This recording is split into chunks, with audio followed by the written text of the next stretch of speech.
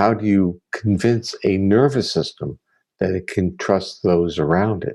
And I start understanding more and more about the unification or the integration of social behavior or mental health and physical health, that we start to see ourselves not as a social there and our body here, but this integrated nervous system that evolved with such, I'm going to say, miraculous features, that one of the most important, quote, medicines happens to be the person across from us and how they treat us.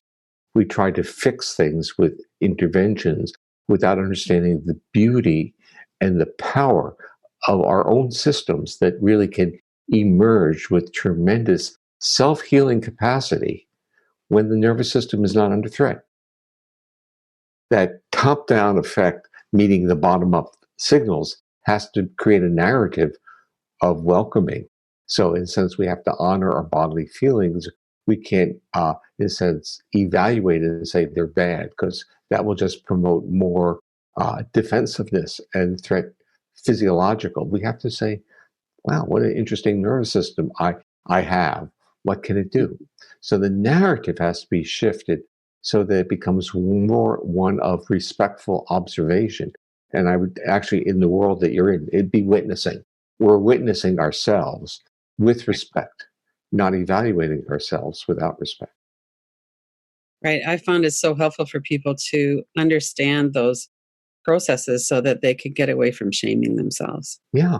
Well, it's so, in a sense, so simple, isn't it? Because shaming and blame, how's your body feel? Does it feel open, accessible? Is it going to, in a sense, recruit its own homeostatic systems to heal on any level?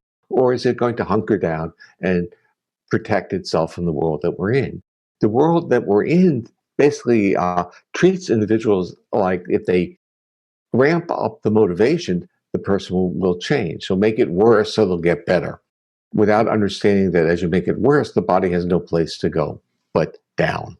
Rather than externalize it, we could internalize it and say, I have tremendous capacity if I can create a safe context where my body doesn't go into threat.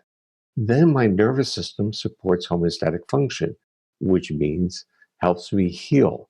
But if we now take an integrated nervous system model in which we say that mental health and physical health are really part of attributes of the same nervous system, then we start seeing, as our body heals, our ability to socially interact and our mental states become more resilient, more adjustable within the world that we're in.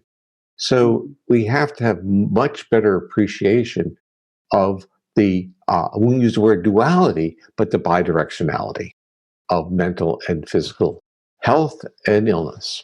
The metaphor is the old Star Trek movies where if they're going into a dangerous place, the energy shields go up. The energy shields are using energy. Right. Defense uses energy and diverts in our brain the ability to reach higher cortical areas, because we can't, in a sense, be creative, be spiritual, be benevolent unless our bodies are safe. Are the cues that your body's responding to cues of safety or the cues of threat? So what we now really would say is safety is the treatment, because if we remove cues of threat, the body can then move back into this calmer, safe state to support its own health growth and restoration. Welcome to the 2021 Radical Recovery Summit, presented by the Kiloby Center for Recovery. This is Lynn Fraser, your moderator. This year, our theme is Feel It, Heal It, a new paradigm of recovery, featuring a diverse group of thought leaders and innovators, people who are working on the ground in the new field of addiction recovery. Go to radicalrecoverysummit.com to sign up and watch free.